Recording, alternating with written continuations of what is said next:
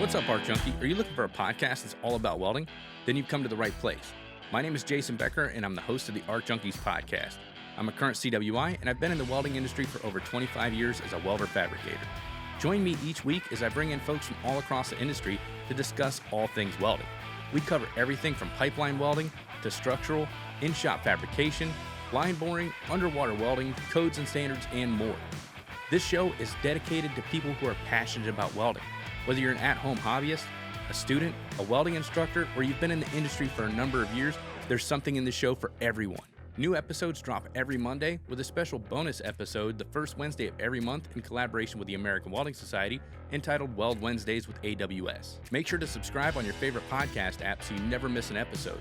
For more information on the show or to pick up show merchandise, you can swing on over to my website, arcjunkies.com. Thanks for tuning in, and until next time, make every weld better than your last.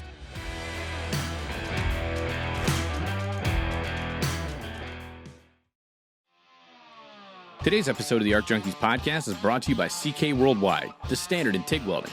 They just released the all-new MT375 water-cooled TIG machine, fully equipped with a utility cart, high-frequency start, dual voltage, and easy-to-use interface. Check them out today at ckworldwide.com to find a dealer near you.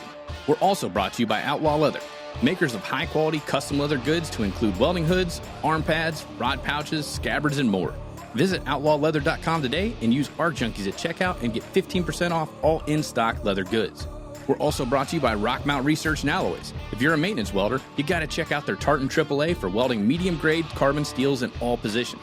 With their triple deoxidizers, you can weld through dirt, oil, paint, and grease and still get a sound weld. Get a free 1-pound tube of Tartan AAA when you spend $250 at rockmountwelding.com and use AJP at checkout. All right, you know what time it is. Fire your machine, drop your hood, and turn me up 5. Anthony, tell me a little bit about your company, what you do. I didn't realize you were based out of Florida. I thought you were out of Montana, and then I look over, we're in Inkta Bay, and I see you standing over there, and I was like, oh, shit, I want to talk to you. But, yeah, tell me a little bit about your business. Well, I am a general repair and fabrication guy. I like repair more than I like fabrication. So I try to stick to that. But welding anything, anywhere, anytime is my logo. It was my motto, I guess you should say. So that's kind of what I do, Pretty much whatever work needs to get done, you're willing to tackle it? Yeah, I don't care, I like that. I like the diversity of things. I got into this because welding is such a broad field and it encompasses so many things. It's either the base of what you're doing or it's the final product. Like you're either coming in doing the structural steel for the building or you're coming in putting the railings in after. And that's kind of like the final touch on the building. Right. So it encompasses all things. It's everywhere. Yeah, and it's nice because you never have the same day twice. It's always something different, new challenges. Yeah, no, I never have the same day twice. Yeah, I like going in and solving other people's problems. And like when somebody calls you up, I'm sure, they're like, hey, this is broken. Like it's got to get done now. Yeah. No, that's my business, And like I said, anything, anywhere, anytime. If you call me at midnight, I'll roll my rig out as long as you're willing to pay me my rate, Pay me my rate, I'm there. Yeah, you got after hours and like different rates and stuff like that for after hours and weekends? We were discussing this earlier. If you treat me right, I'll treat you right. You treat me good, I'll treat you better. You treat me bad, I'll treat you worse. There you go. That's a good way to live life. So if you're standing over me, yelling at me the whole time, telling me I'm doing it wrong or something. Charge you extra. Oh, you're getting the extra charge. If you're cool, you let me do my thing, I might give you a break, Now, how did you get into welding? My dad owns heavy equipment, dump trucks. He owned one of the largest dump truck companies in Florida. I'm very proud of that. I'm very proud of him. And he's blind in one eye, has no depth perception, sees halos whenever he sees the arc. So just couldn't stay in the puddle, couldn't stay welding in a straight line. So he said, hey, boy, come over here, try this, see if you're any good at it. I don't want to pay the welder, it's too expensive. So I started welding his stuff back together. Did that for a few years. Then his friends started asking me, then his friends' friends, then their friends, then... Next thing I know, I'm like, hey, I kind of like this. Was in the bouncy castle industry. I told you that about that earlier, and I didn't like that. It's the same thing over and over again. You set it up, you break it down. So I was like, hey, this might be something that I can do, and it keeps my attention. But there was so much money in the bouncy castles. I finally just, probably in the last 2 years, have caught it up to making about the same amount of money. But for the first few years, it was really just a passion-driven thing. Now the money's there too. Yeah. Well, the great thing about the bounce house is you really only work on the weekends for the most part, unless somebody's got some off the wall, deal on like a Wednesday. But I would imagine Friday, Saturday, Sundays, that's like the busiest days. Yeah, it was. But the problem with it was I would work all week too. Yeah. I was working land clearing demo. I also had a used appliance store at one point. Also did whole home clean out. Like if your grandfather was to die and you just weren't emotionally in the right place to deal with the stuff of the estate, you'd call a guy like me. I'd come in, price everything out for you, sell it all, and then I'd take a portion of it. Or I would come in and say, hey, I want this item. You know, hey, your father has, like, at one point I took some Don Kaboski paintings, the famous artist, and, $10,000 piece paintings. I got 3 of them out of a guy to do his estate for his grandfather, and it was so you just traded for the work. Yeah, it was a $500,000 estate probably. We ran somewhere around that number, so I ended up with like $30,000 worth in paintings, which they appreciated. So that was something I dabbled in at one point. But I've dabbled in a lot of things. The welding has just held my attention the longest, and I truly enjoy it.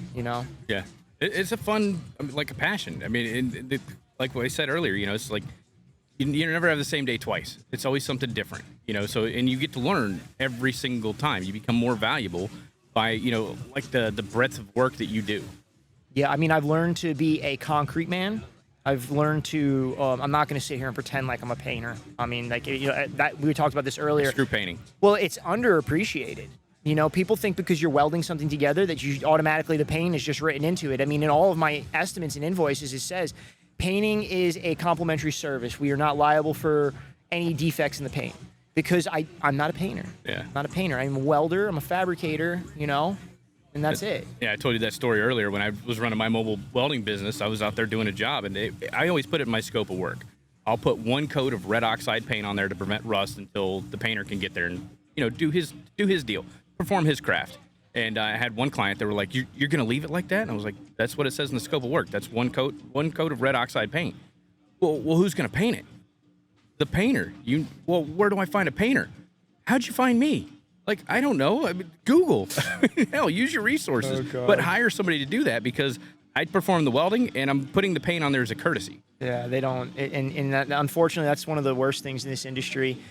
For me, has been the coatings end of it. There was also an instance where I had a powder coater I outsourced. I handled it for the customer. The powder coating cracked, and we had some rust get up underneath and into the product. It ended up ruining my portion of the product, and I ate it.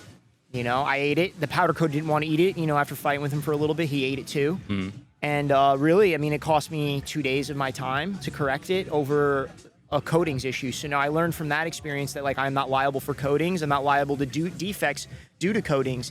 If there are defects due to coatings, talk to the painter. Talk to the coating specialist. I actually got really good at doing touch-up work and blending powder coating. Okay. Because I worked for a company, like right when I first got out of the Marine Corps, we did a lot of stairs and handrails and guardrails and all that stuff over at Baldwin Park, like that fancy rich neighborhood. It used to be a naval base there in Orlando. And that was kind of our thing. We'd go in there and the rails are already powder coated, but we'd have to make connections in the field. So we had to make returns on the handrail, just to connect them because they'd form like a T shape and we couldn't ship it because the length and the width and everything. So we'd go in there and we'd have to grind the paint or grind the powder coating off, perform the weld, sand it all back down, and then blend it. And they actually have, whatever color that you get, they can match that with spray paint. And it's like a specific type of spray paint for powder coating. Really? And I got really good at that. But I wouldn't want to do that all the time. That was the part of the job that I hated. It's like, I don't mind cutting it, grinding it, fitting it up, welding it out. Like, I really don't like the painting portion. But I had a guy that would ride with me, man.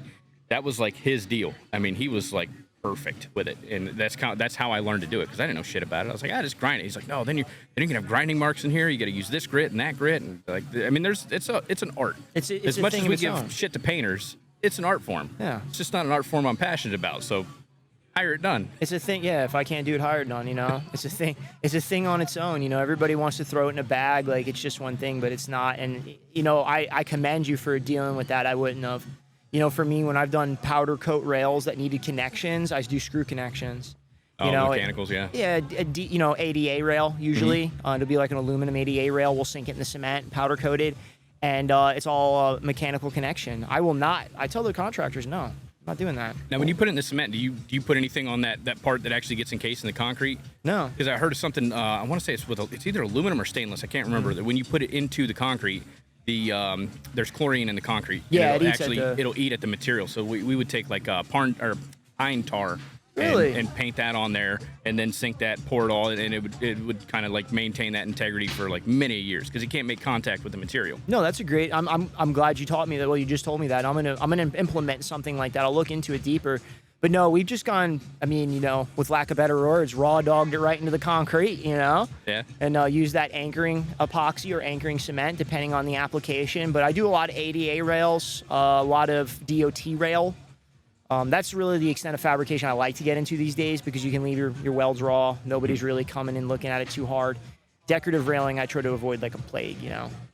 Yeah, we used to do a lot of stuff at the theme parks called speed railing. Yep. That stuff's fun to play with. Yeah. I mean, you just cut it to size, slap it in, tap, or, you know, put a self-drilling screw in there, and you're done. Yeah. You could put up like miles of that stuff in a day. Yeah, I've done a little bit just repairs at carnivals. Mm-hmm. You know, it's usually aluminum, and their guys usually good enough to MIG weld some steel, but never good enough to MIG weld some aluminum. So I come in there and lay, you know, with their machine, lay a couple tacks on a couple of pickets on that speed rail and in and out. Yeah, and aluminum MIG, that seems to be like, for me, it's very simple. Yeah. But it seems like a lot of people have a hard time with aluminum MIG. I don't know why.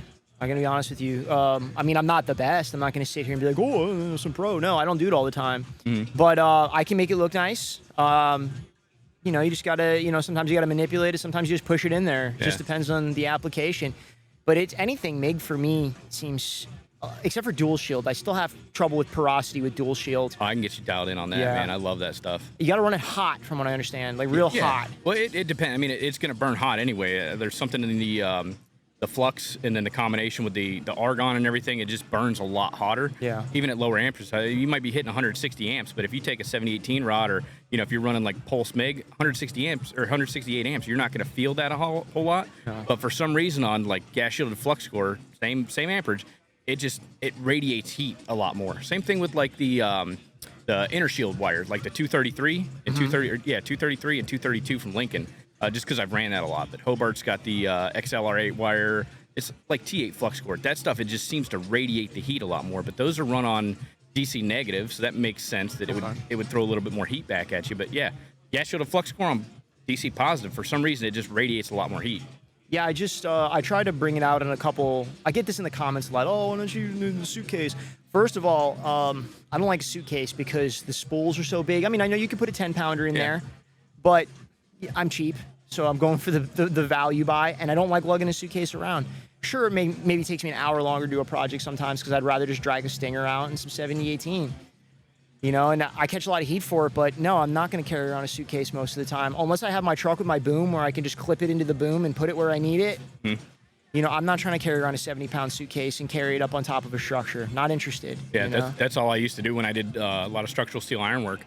I'd put the suitcase right there in the basket. Like I'd drive the buggy like right over to the work truck, offload it, and just kind of like build me a little camp in there, you know. That's the way to do it. Had everything set up, you know, so it's like a mobile workstation. You just drive around the job site, and you know you got to keep pulling your leads with you, but you just, you know, go from one spot to the next, weld everything out. There was one point, like I was telling you, we did that job out in Brooksville that for brewery taps, or they make taps for kegs and all that stuff. Yeah, Micromatics. Yeah, and we so I took like they had this Harbor Freight trailer.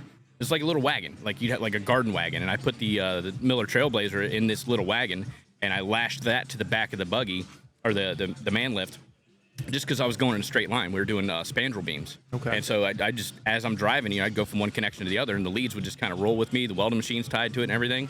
At one point, I probably shouldn't say this.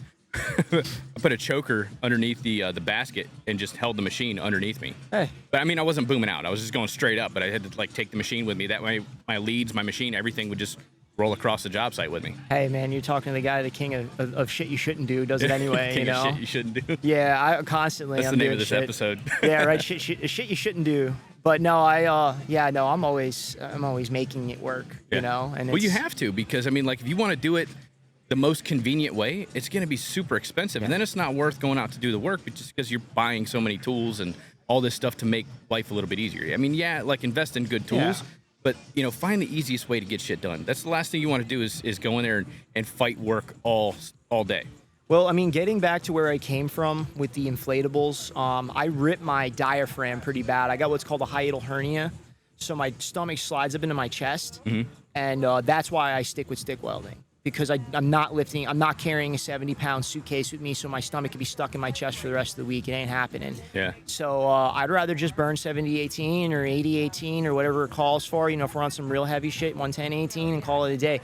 it takes me a couple hours longer. My customers don't mind. Right. You know, like I said, that's probably one of the things I get the most heat for. Oh, you're dual shield, oh, flux core. I'll weld flux core, but it's going to be a 5-pound spool, 2.5-pound spool, or whatever they come in, you know, those little baby ones. Yeah. Inside of the, I have a little Century. It's probably the best thing I bought from Lincoln that's been brand new in a long time. It's a little Century flux core, and it's like a 110 amp machine or something. I love that thing. It was like $180 or something stupid from Hobart or from Home Depot. Yeah, Home Depot. And the thing's great. It works perfect. You don't have to worry about is it DCEN? You know, did I forget? Oh shit, I fucked up this weld. Now I got to cut this thing out because it's not. It was on DCEP when I did it. Yep. You know, and so it's that's another thing I learned. Keep a separate welder for flux core than you keep for solid wire. You know, if you can in a shop setting at least. You know, because you're gonna go into a point where you want to run flux core, and there's going to be points where you're like, well, no, this is a solid wire job, you know. So that's another thing I like to do. I like to keep separate machines for that now that I can afford to. Yeah, that's when I first learned how to do flux core out in the field. That was my biggest trip up. I was like, man, this wire runs like shit. And I called up my buddy and I was like, hey, dude, like I've got the settings set up and everything. He's like, just stop right there. And he goes, you're running straight, or you're on DC reverse, aren't you? And I was like, yeah. He's like, yeah, you got to go DC negative. Yeah. Or straight polarity. And I was like, okay, let me try that. I'll call you back. Dude, I switched polarity on that thing, same settings. I was laying it in there, dude. I went from running backwards to like hauling ass forwards. I was doing a railing recently, actually. I mean, it still trips me up to this day. And I'm in Montana, so I didn't have both of my machines with me because I keep part of my equipment in Florida. And I cannot figure out what's going on with this flux core. I'm like, is it old? Does it have rust on? I'm looking at it. It's got some specs on it. So I'm like, it's not perfect, but it should still run okay. And I'm talking to the local fire chief in the town that I'm in. I absolutely admire this man. He's a bit of a welder himself. And I said to him, man, I don't know what's going on. This guy's not really a welder. He's just a guy who knows how to weld. And he goes, you got the polarity right? Is it DCEN? I'm like, oh, God. Damn so it, for that's it. For a day, I sat there messing this railing up, trying to figure it out, changing the heat, trying to preheat it, all sorts of stuff, just to figure out that I had the freaking polarity backwards, like a freaking idiot, I guess. It happens. I mean, you get so caught up in the work and everything, like you miss that one minor detail, or like even switching out your drive rolls. Yeah. You know, if you got 035 V rolls in there and you're running 045 flux core, you got to switch over to knurled. You don't think about that. You're trying to get this stuff in to get the job done, you know, because you're under time constraint or it's hot as fuck outside. You don't want to deal with it. So definitely was not hot as fuck there. Probably not. Probably about negative 20 freezing, that day. Yeah, it was literally negative. That's what I thought. I was like, it's negative 20 preheat, you know. And I'm knocking the chill out of it, you know, getting the moisture to run off of it, and still it's just coming out like crap. And I was like, oh, you know. And like I said, I just was having a conversation with this dude. Super great guy. Sean's his name. Shout out to Sean. He'll probably never see this, but I love that guy. And he goes, yeah, man. He goes, I'm telling you this, you're the welder. He goes to me. I was like, come on, you know. Well, now you got to show up and start telling him how to put out fires. Oh man, he wants me to join the fire. I'm actually looking forward to that because they're looking for some backcountry guys, and I'm kind of fit for that. Yeah. And, you know, I'd love to pull some dude out of a plane or, you know, whatever. So my buddy Malachi just did that. Like, he quit the school right around the same time I did, and he called me up, and he's like, dude, I'm getting ready to get into this like, the Florida, you know, forestry service for putting out fires. And I was like, okay, cool. And he's like, the pay's like $60 an hour. Like, you and I should go together. And I was like, no, we shouldn't. But, like, I wish you nothing but the best of luck, man. And, like, I guess the requirement just to get in, one of the physical requirements, I think they had to do a 3-mile hike with a 45-pound pack for, I don't know, I think that it was like a 3-mile run or 3-mile ruck with 45 pounds, and they had like 30 minutes to do that. Yeah, no, for me that's you know, not like saying anything, but that's light work. I do a lot of cross country hiking, you know, multi-day backpacking, cross glacial hikes. Oh, that's cool. I want to start getting into ice climbing, do a little bit of downhill mountain biking. That was also part of the reason to move to Montana, because the more of that stuff's more accessible. Where you're here in Florida, you're more in old lime walk quarries where they've re-outfitted them to be downhill parks. But out there, it's like commonplace to meet people who are into it. And so that's one of the things. I also wanted to get into big game hunting, which one of the local welders in town, this fellow named Robert, is one of the top elk callers, I guess, in the country. Okay, this is probably the dude that was just on the Meat Eater with Steve Ranella. I don't know if he was. Check out on Netflix. Check out Meat Eater with Steve Ranella, because he just did one. And this guy, like, invented this call. He's No, like he one of the didn't. world's greatest people to elk call and all this stuff. I don't think it's the same dude. This guy's still coming up in it, but he's actually a heavy equipment welder, and his passion is outfitting and hunting. And he's coming up, and I've been watching him and going back and forth talking to him because I didn't think there was any other welders in the area. And then I came across this dude on Instagram, just like looking in the hunting world, and it says he was in the same area as me, and I was like, well, let me see. So I hit him up, and he's like, oh, yeah, I weld too. And he's like, oh, yeah. And he starts sending me pictures of him welding heavy equipment. I was like, oh, there's another guy around. He's like, yeah, but I go out of state and stuff. I was like, oh, that's cool. But he's big. He just placed number 2, I think, nationally for elk calling. Okay. Yeah. That's why Instagram's so great. I mean, you can find people that are like right next to you, and you have no idea until you open up that freaking app and, you start looking for people. Instagram's the only app I really, really like anymore. That's the only one, like, if you want to reach me, bang me on Instagram. Do not hit me up on TikTok. I will not see it. Do not bang me anywhere else. Instagram's it. You want to know something that I know? Instagram. Yeah, I deleted my TikTok. That thing's too invasive. I was done with it. I was like, you know what? I was doing pretty good with it for a while, and I was like, yeah, I'm out. It's just too much to keep track of. Like, I got enough stuff going on in my life. I post and leave. That's what I do. I post and ghost? Post and ghost. Yeah. There you go. I get on there, I drop something, and I leave. I don't want to read what you have to say on TikTok. Sorry, kids. Right. You got something to say to me, hit me up on Instagram. That's the place to reach me. Do not try to reach me on TikTok because I am not interested. Yeah. Not at all. The only reason I did it was just to kind of broaden my audience for YouTube. And I know I have a lot of good stuff to put out there. I know I've put out a lot of good stuff that could really help guys who are trying to come up in the industry. So I said to myself, I'm going to have to reach out into all the avenues. So that's where I stuck my hand out and started the TikTok, which, grew a lot. It's funny, I spent 3-4 years on Instagram, and I just got to 12,000 subscribers the other day, or followers or whatever. I've been on TikTok for 2 weeks, and I got 7,000 followers. I'm like, this is stupid. There's just so many people on TikTok right now. It's saturated with it. But yeah, I tried it for a while, and I was like, yeah, it's just not. I don't have the time to sit there and make videos of everything that I'm doing. Yeah. And a lot of the clients that I work with, I've got to sign NDAs before I can even go into the building and see what they're working on or look at the prints. So, I can't be in there doing reels of, me testing welders and stuff like that. It's just not going to work. That would be good. If you could do something where it was in your own shop. Yeah, I do some of the post inspections because it's all freaking standard vanilla stuff. I'm just doing, cuts and bends and etches and stuff like that. Nobody knows what that project is tied to. I can get away with it there a little bit. And I've done some, destructive testing videos and stuff like that. If you could get some independent guys like me, who needed a CWI to sign off. The other day I had a butt weld for 316 inside of a sewage treatment plant. And they wanted a written welding procedure. I was like, all right, well, you're going to be looking at, of course, I'm trying to make my markup off of it. I know usually you're in that $3,000 to $1,000 range. You're probably looking at about $1,600 to develop a procedure, and that's going to be probably under ASME Section 9 anyway. Yeah, I think they were asking for a D 1.3. That's a sheet metal code. I don't think that covers. That's just what they were asking. Right. I don't make monkeys. I just train them. So they asked me for that, and I'm like, listen, I don't have any current certs. And they're like, what do you mean? I'm like, well, I carried D 1.1 at one point. It's expired. I said, I carried D 13 point, I think it was 13.1, which was lifting, and it was basically just a 6G unlimited. Okay. And it was like lifting apparatuses. It was to weld on lattice boom cranes, which I did at one point. And I'm like, listen, I don't carry that. You're not going to find anybody who does. I'm like, unless he's in with a company working for the company. I said, I said, so here's the deal. I said, I can get a CWI out here for about 2 Gs. I said, we can certify me, or we can get a welder out here certified for you. I said, on top of the $500, I want to weld the fitment. And the guy's like, well, why don't you just come weld it? I said, okay. Yeah, we can do that. I can do that. So I show up to weld it, and there's water pouring out of it. A 316 fitment.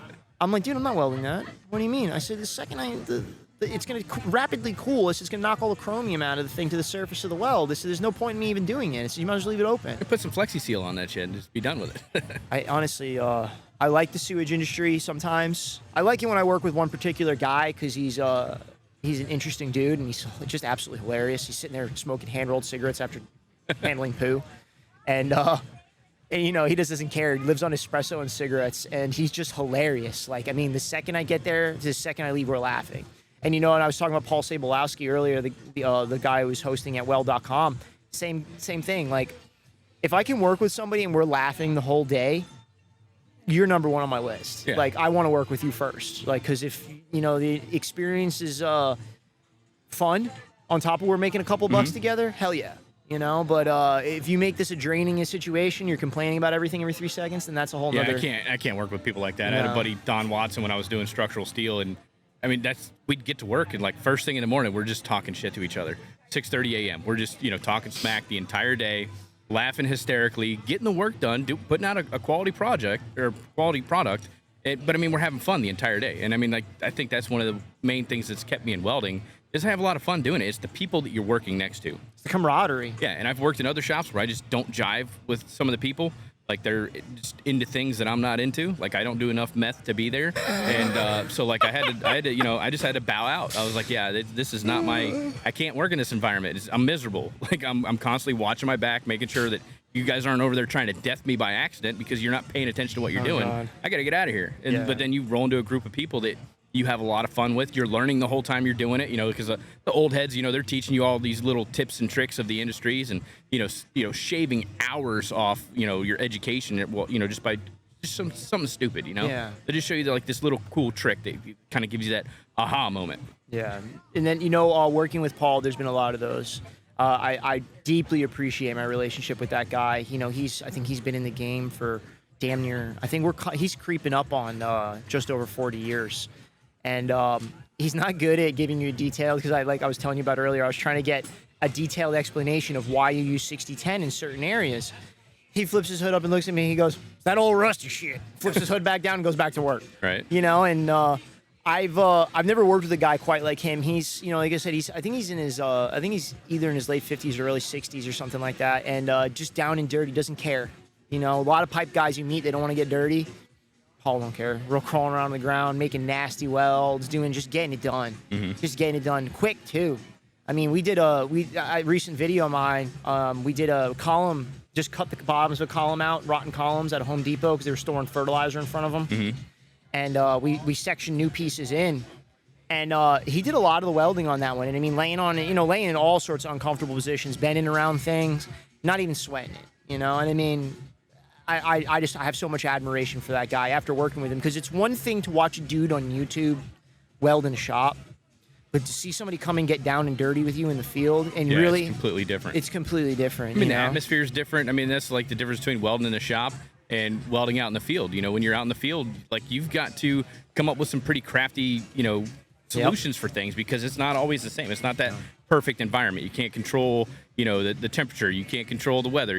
There's a lot of things you can't control, and there's a lot of tools you don't have access to. It's like, man, if this was back in the shop, it'd be so much easier. Yeah, I mean, I'm not going to sit here and play like shop work is easier, because if I'm in a shop, I'm doing some detailed fabrication work. Yeah. If I'm out in the field, it's almost as difficult as each other. It's just I feel like you're not on your toes as much as you would be out in the field. That's what I like about it. I like the surprises. I like the down and dirtiness of it. I like someone coming to me with a problem and fixing the problem. That's really what it comes down to at the end of the day. Yeah. That's the one thing I really liked about doing field work is you're coming up with solutions constantly. Yeah. It's like all day troubleshooting. Yeah. Because nothing ever wants to fit right. You never have the right tools to get the job done. So you got to start getting crafty. Yeah. And that's where like these old heads come in and they're like, oh yeah, I ran into that back in '67. Man, like go grab the cutting wheel and like I'll show you how to dress this up and we'll get her licked. And, all right. And like it's just fun working with those people and the challenge of working out in the field. Yeah, no doubt. I mean, you said you've been in this now, 26 years? Yeah, about 26. 26 years. I mean, shit. I mean, we were just talking a couple of minutes ago, and then you just said something about the pine tar. Yeah. I mean, to talk to guys who have been in this 20-plus years is a real privilege. It's a real privilege. So sitting down with you, I absolutely appreciate it, because, like, in the, I don't know, what hour and a half we've been talking, you've probably taught me 4 or 5 things, and I'm a sponge, man. I mean, like I said, I talked to you earlier about, I'm going to butcher his name once again, but I mentioned this guy as many times as I can because I feel like as many people as possible need to know who this is, because he is putting it out there and he is really showing what it is. But Nick Bizatis. You got it. I mean, he's top of the food chain as far as I'm concerned, is when field welders go. Yeah, I mean, he's a one-man welding crew. And he's just nasty. And you know what? I found one of the things I've picked up a lot of things from this guy. Like I said, I'm a sponge. I'm a sponge for this. Is that he practices the weld before he goes and does it. Mm-hmm. And that's something that a lot of these guys, they want to be so hot that they're going to go out and they're going to rule the world. It ain't the truth. If someone like him is taking the time to sit down in their shop and practice a weld, you need to be doing it too. And I'm getting better at doing it. And you're not always going to be able to. You're going to be in positions where Like yesterday, I was welding a roller holder on an excavator, and there was a weld where I was, maybe 1.5 inches, 2 inches off the inside of the frame of the excavator. And I burnt through like 5 rods to make one welding pass. Tie-ins were a big part of that. Mm-hmm. And, there was no way I could really have practiced that. What am I going to do, simulate something that I have to slip in underneath of the, there's no way. Yeah, it's not practical at that point. But I watched him do a job recently where he was welding a bunch of aluminum in a sewage treatment plant. And I follow his story because he's always putting stuff out. I mean, if you really follow these guys who are in the stories, like if you're in my stories, you're going to find out more about the industry than you're going to find out if you just watch my videos. And it's the same thing with him. It's the same thing with IC Welds. If you watch their stories, you'll see that they do things that they're not exactly talking about, but they just do it because it's habit to them. Mm-hmm. And for him, he was practicing this spool gun. Actually, he was using a push-pull gun. He was practicing it a few days before the project. And the project come up, and I watch him on the project. Then he posts. So with him, it always comes in threes. He talks about the project. He practices for it. Then he does the project. Then maybe a few days later, he posts it. And there's something to learn in each sector of that. And that's very true with me. If you're watching me close, be in my Instagram stories. I'm teaching shit about business in those stories. I mean, you're not going to catch me telling you how to pass a weld test. What you will catch me doing is how to land customers, how to maintain relationship with customers, and how to just deal with people in general. And like the other day, I had a client hold out on me for a check for 30 days. We did not agree to a net 30. I showed up at his building and said, "Listen, you're gonna pay me." But how I found out where his office was I used sunbiz.com. Yep. I went on Sunbiz. Where's he registered at? Where's he registered? I showed up at his office. Oh, how'd you get the address here? Sunbiz. Google. Yeah, Sunbiz. And then if you're smart enough, you go in the documents on Sunbiz and you can find the other officers of the company's phone numbers. So, and the one partner might not know the other partner's screwing you. That's happening multiple times. Mm-hmm. So that's my area of expertise. But for guys who are really in the welding game, for me, it's like Bizades, IC Weld, like if I want to learn more about the welding, the field guys. All right, we're going to go ahead and take a quick commercial break. This segment of the Arc Junkies podcast is brought to you by Strong Hand Tools. Now's the time to save with Strong Hand. Hop on over to stronghandtools.com/promo and get 15% off slotted tables and fixturing kits, 5% off 5/8 tool packs, and 20% off portable fixturing packages. That's stronghandtools.com/promo. We're also brought to you by Everlast Welders. Pre-orders for the new Typhoon will be available at the end of April 2023, and you're going to want to be on the list for this awesome TIG machine. You can get the Typhoon in a 230 amp or a 330 amp version as well, and both feature AC and DC TIG welding, have independent amperage adjustment, split waveform control, and a 7-inch high-def interface. And as always, be sure to use Arc Junkies in the comment section at checkout to get that free Nova foot pedal and TIG torch upgrade when you buy any machine that comes with a stock foot pedal.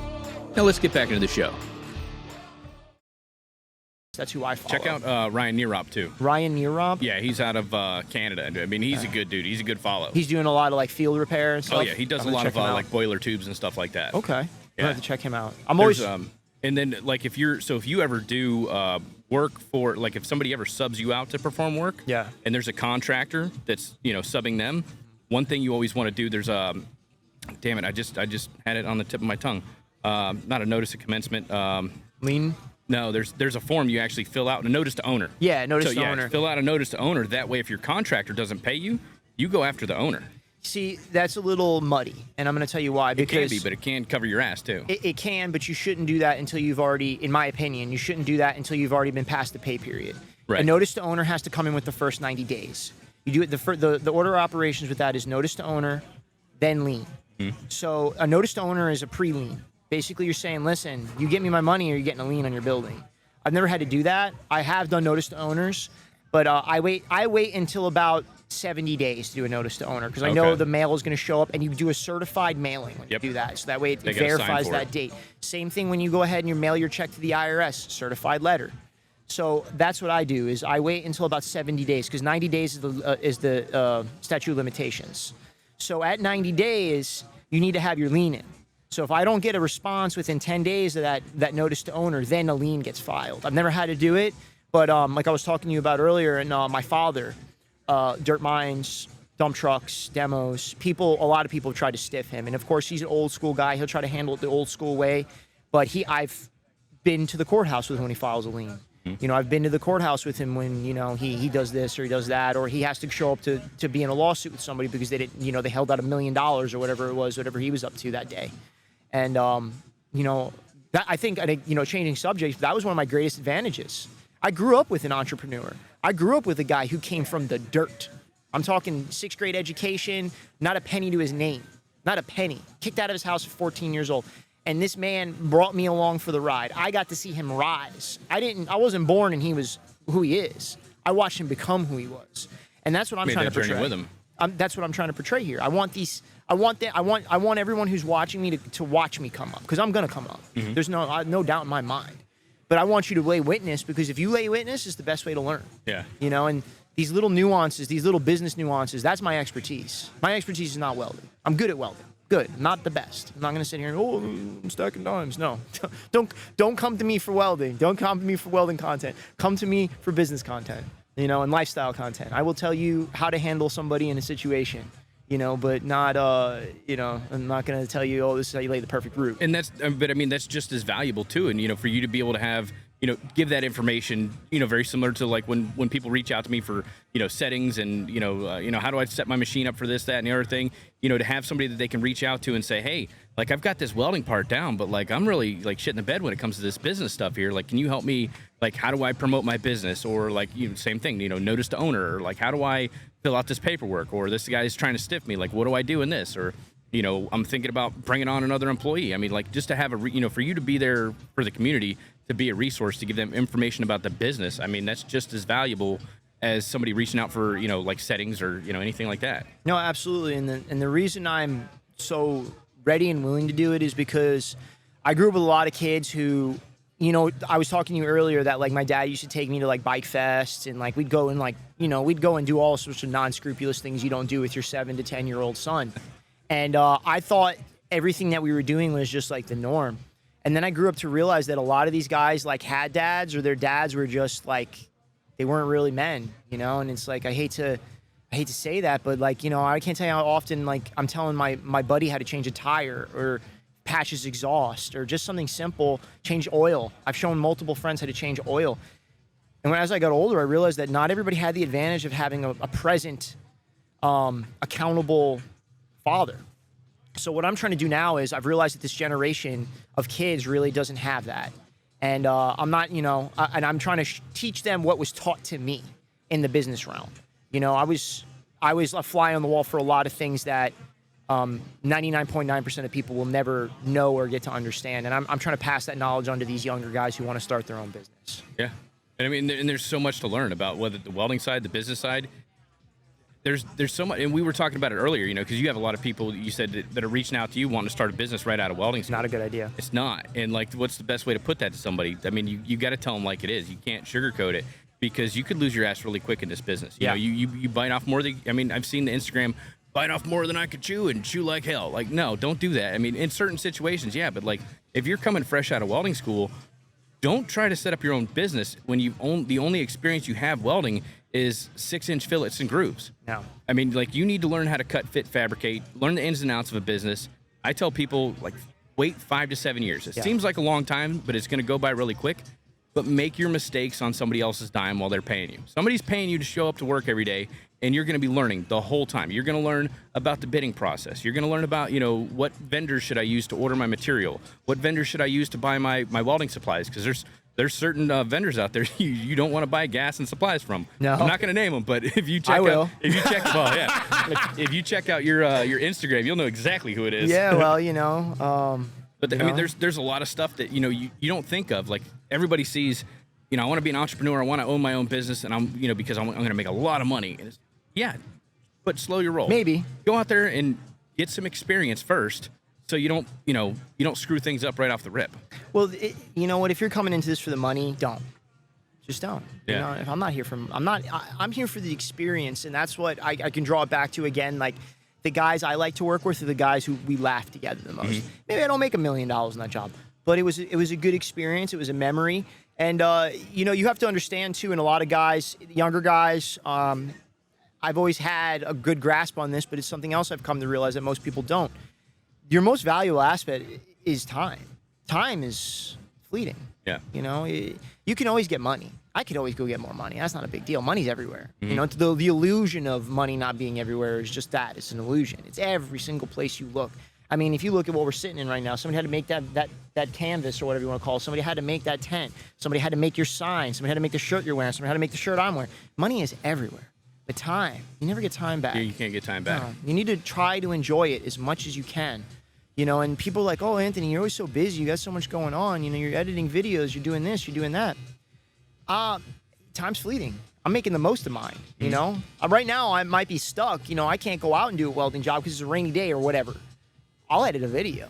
I'll work on, I'll practice some welding that I'm not so good at. I know I got to go spool gun some stuff out later. Okay, well, it's been a couple months since I used a spool gun. Let's whip it out and break it out in the garage, see what it's about. Be productive as much as you can, Time management. Learning how to manage your time and, not wasting it. Yeah, I mean, you're going to waste some of it. I mean, there's nobody out there who isn't, don't let these Andrew Tates front on you. Like, he ain't wasting a little bit of time puffing on cigars and BSing, with his brother or whatever he does, or whoever else is out there that's influencing you at the moment. They're wasting time too. But you need to mitigate it. You can't be wasting days on end. No, I mean, it's always good to just say screw it and take time off and do some good things and some fun things that aren't necessarily related to work. I have a hard time pulling myself away from the work because I enjoy the work. Yeah. But I also have I got a family, I got a wife, all that stuff that, I got friends I want to hang out with, I got hunting trips I want to go on. Take the time off and do those things. You can't let your work consume you. Well, those are all valuable in a different way. A lot of people, all they see is a dollar bill. And, that's cool. But unfortunately, they're going to chuck you in a box one day. And all this stuff you got right now is temporary. Everything is temporary. It's all fleeting. It's all going to disappear. So you need to keep that in the back of your head at all times. Is this really worth the time I'm doing? And that's why I've always tried to do high-paid things, because I'm going to be out, breaking out my blood and sweat for you. I better be getting compensated. Mm-hmm. I don't care what I'm doing. I don't care if I'm, cleaning your house or something, or I don't know, doing I'm trying to think of it. That's not even a simple task. I'm trying to think of a simple task. It doesn't matter.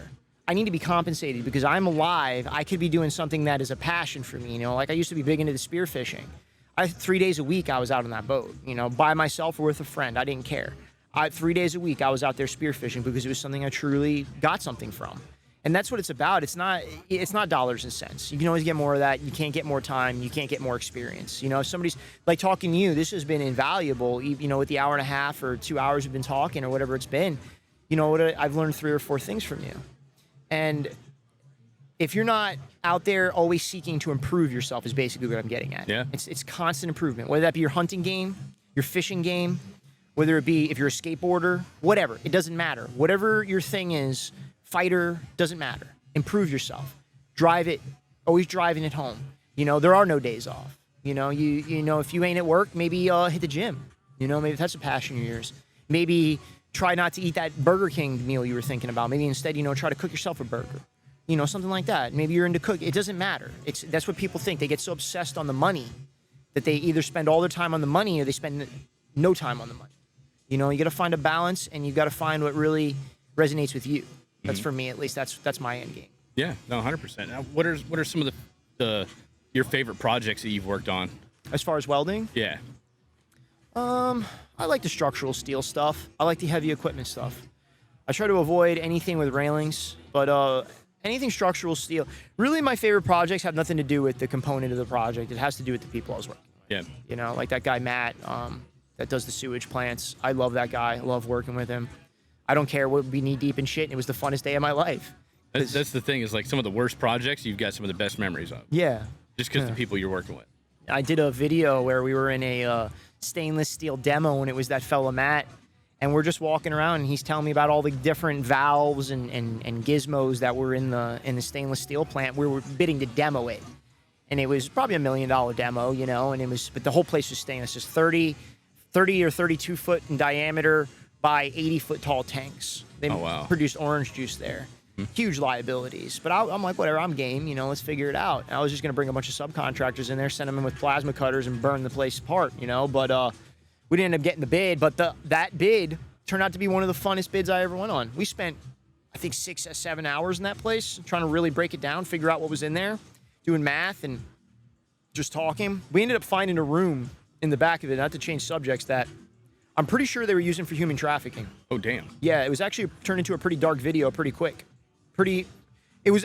I know people. It's really a slept-on video because it's long. It's like 57 minutes, but I couldn't edit it any less. I had about 7 hours of footage, and at one point, I didn't pick up on this, but one of our viewers actually picked up on like a ghost voice, and legitimately it gives me goosebumps. And then at another point in the video, we go into a room where there's it's an all drywalled room inside of. I'm sure you've been in these industrial factories. You ever been in an orange juice factory? Not an orange juice plant, no. It's all stainless pipe, stainless everything, glycol just on the floors because it was old and decommissioned, and just a nasty place.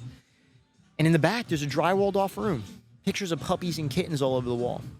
And I ask him, yeah, and there's a door right behind it that leads out to a parking lot that's completely cut off from the rest of the factory, like the other factories that are in the area, because there's a railroad track that runs right there. It's in Dade City.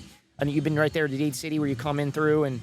I mean, I might have went through it, but there's a bunch of factories in that area right next to the railroad tracks, and yeah, I definitely think he was. I'm not sure exactly what Matt did, but I knew at one point he was in some contractor work, and I think he was involved in breaking those things up. And because he immediately, he was like, oh, yeah, this is a trafficking room. Damn. He was like, yeah, you see that? He goes, they do that to kids, calm the kids down. He goes, yeah, and he was all sorts of weird stuff in there. So while this place was decommissioned, somebody knew it was decommissioned and started using it for that, I think. Oh, damn. So it turned into a really dark, it was probably the grimmest video I've ever made. And I mean, I get chills thinking about it, dude. It was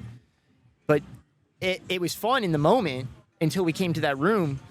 But then watching it back, I was like, that was really a grim situation. But if Matt hadn't been there, Matt's such a bright light that it didn't matter what kind of darkness was around us, And but looking back on that one, yeah, that one, I'd say that was probably my favorite. It wasn't a job, but it was an estimate.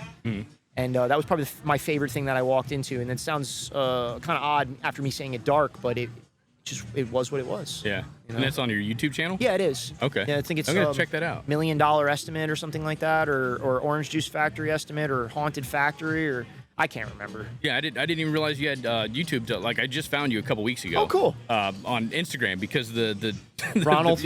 Ronald Brewster. Ronald J. Brewster. Yeah, that thing.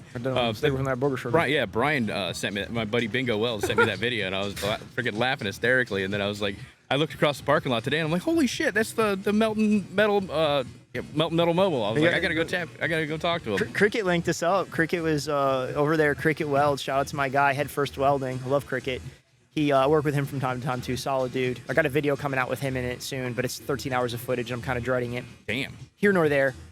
Cricket told me to come out. Oh, I'm doing the Ink Debate thing. You want to come out? I said, hell yeah, man. Whatever. Anything for you. You gotta support your brothers. Yeah. And he's my brother now. We work together. We're brothers. It's a pretty cool event. Have you had a chance to tour inside and all that? Yeah, I was thinking about getting something blasted on me, and I'm like, you know what? All the dirt and stuff I deal with, I don't need no open wounds right now. Yeah, not right now. No. I did that last time. I got probably 5 or 6 tattoos. Yeah. But in like one session, the guy's like, "You're gonna be significantly more covered in ink when you leave the building," and I was like, "That's the point." Like I've carved out time out of my schedule, and I've been wanting all these tattoos that I got because every one of my tattoos has a significant meaning, and so like I'll think about what I want, and then I'll wait like 6 months and plan everything out. So that way, once I go in and get it, like I don't have to go out and work the next day, I can keep it wrapped up and worry about it getting infected or anything like that. But I planned the whole thing out, man. I just went in there and sat in the chair all day, and dude was quick. That's cool. No, I don't look like it, but underneath my shirt, I got quite a few tattoos on me, and it's not my bag anymore. A lot of things used to be my bag, and I guess seasons of my life, I guess is the best way to explain it. I'm in a new season right now, and it's going to be a good season, And but there was points when I did a lot of unscrupulous things, and and that was kind of the same point of the tattoos. So it's just there's only a couple tattoos that I got on me that really have anything, mean anything, And but I'm at the point now. It's just I don't know if I'll ever get another one, Right. But I got some half done ones on me, like 2 or 3. But that's the way it goes, I think. Yeah. So what's your next steps as far as like what you're doing in your business? Are you planning on doing any like growth or branching out into different industries, or maybe franchising out or anything like that? Or are you just gonna kind of maintain what you're doing now? I take it day by day. Whatever opportunities come, let them come. I'm ready. And I'm out there selling work, and I'm really in it for the variety. I'm not really so much in it for the trying to grow a super business. I'm in it for the variety, and I'm in it to try to bring value to my life and others. like I was talking to you earlier about the subcontracting with like Cricket and Paul, and when those opportunities arise, and maybe I don't have time for the job or whatever, then I hit up Cricket or I hit up Paul, and like whatever comes our way. Like right now we're looking at a couple of big structural jobs. Probably in the middle of this year we'll get to tackling. It's funny nowadays. Most of my work comes from other welders. Yeah, that's the funny thing. I can see that because it seems like you got the same type of network that my buddies have out in Claremont. So I know like 5 or 6 independent welders, and I mean they'll push work off onto each other all the time. Or they'll link a job and they'll be like, man, this is like we need a 4-man crew to do this. They'll all link up and then submit one bid. They'll get the work, and like all of them will split it 4 ways. I think that's the best way to do it.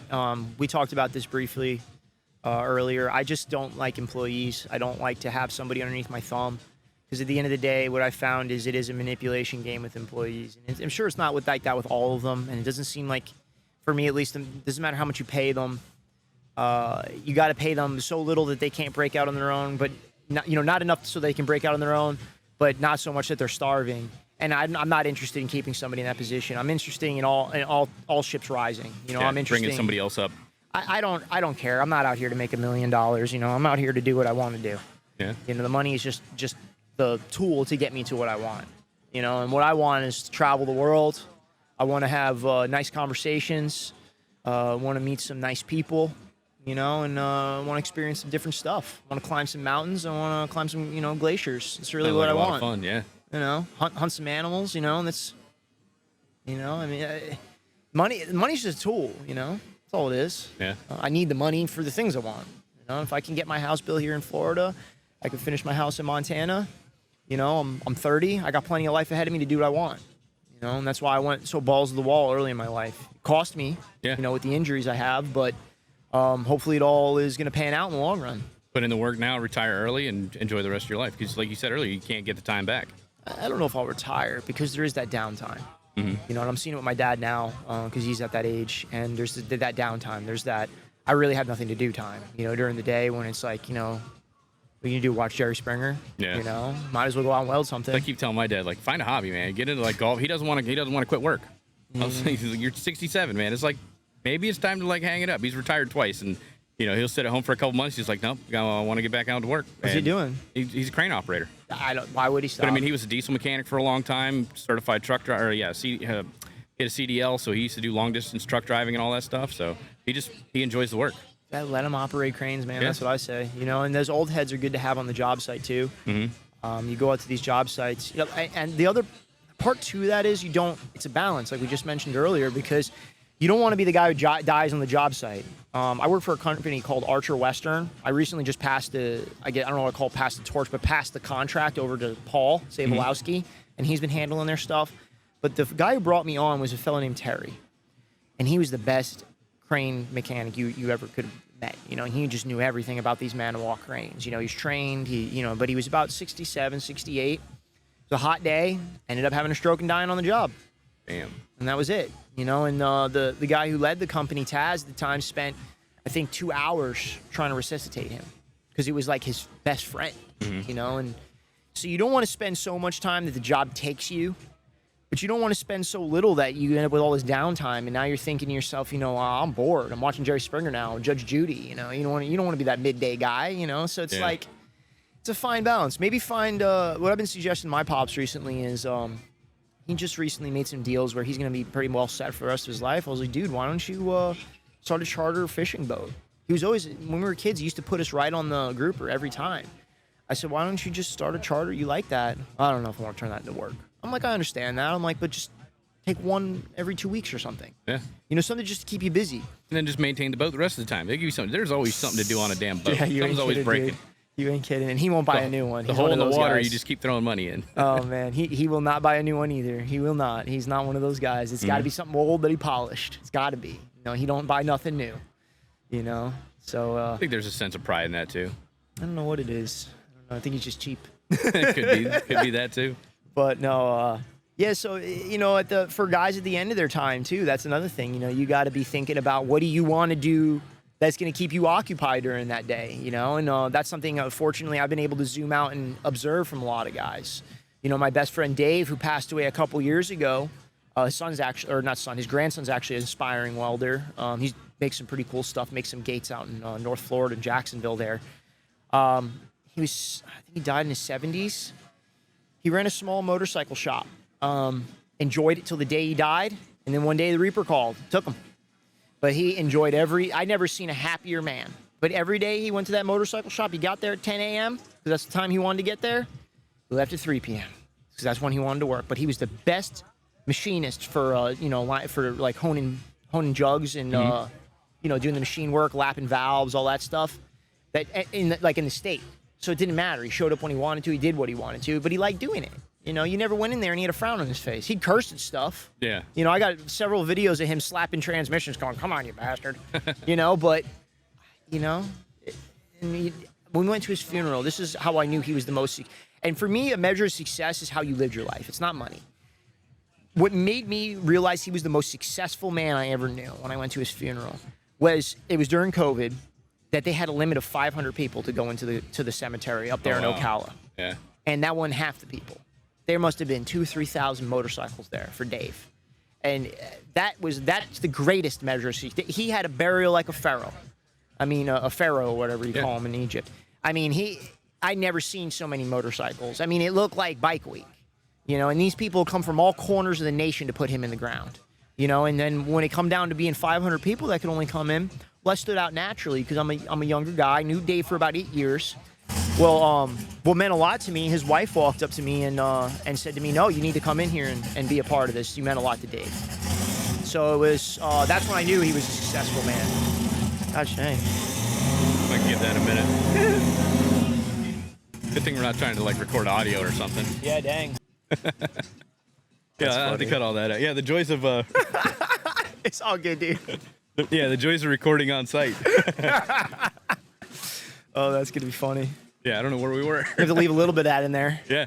Oh yeah, I'll have to put some in there. That's funny. No, but I mean that's really cool. that many people showed up for him. That he had that impact on so many people. That's my point. And that's again, we're circling back around to why I started Melon Metal Anthony. I want to have an impact. I'm not really interested in the money. I mean, if you guys seen what I made off of YouTube, you'd giggle. You'd be like, God, you spent all those hours editing those videos for that? Yeah. No, it's not for that. It's like I said, a lot of this is the fatherless generation. This is the Lost Boys. Somebody needs to help them out, and I'm going to do my part. And my part is teaching you business. You want to learn about lifestyle and other things, and you want to learn about the welding process, I'm probably not your guy. But you want to learn about, hey, this is what happens when a lien release waiver gets dropped on you. Hey, this guy hasn't paid me for 30 days, or hey, I don't know how to set an incorporation up, or hey, my insurance isn't covering this. Or, hey, I need to get this guy to fill out this form of liability, or do I need to, get this guy to fill out this form of liability? Those are my fortes. Right. And taxes, too. Can I write this off? Can I write that off? So. Yeah, I mean, it's a great resource. So before we get out of here, why don't you tell everybody where they can find you on Instagram and, your TikTok and YouTube and all that? Melon Metal Anthony, anywhere you want to find me. You'll find me if you want to find me. That's what it comes down to, Anywhere you want to find me. YouTube's my main thing. Instagram's number 2. I don't like TikTok. You can watch me if you want. Don't try to interact with me. If you want to message me on Instagram. Melon Metal. It might be Melon Metal Mobile on Instagram. I'm not really sure. Instagram's Melon Metal Mobile. Okay. Yeah, I don't even know. Well, awesome, man. It was great meeting you, running into you. It was awesome meeting you. You're a wealth of knowledge, and I hope these guys really appreciate what you're doing and taking your time to do and put out. Thanks, man. Yeah, it's been a lot of fun. I bet it has. All right, brother.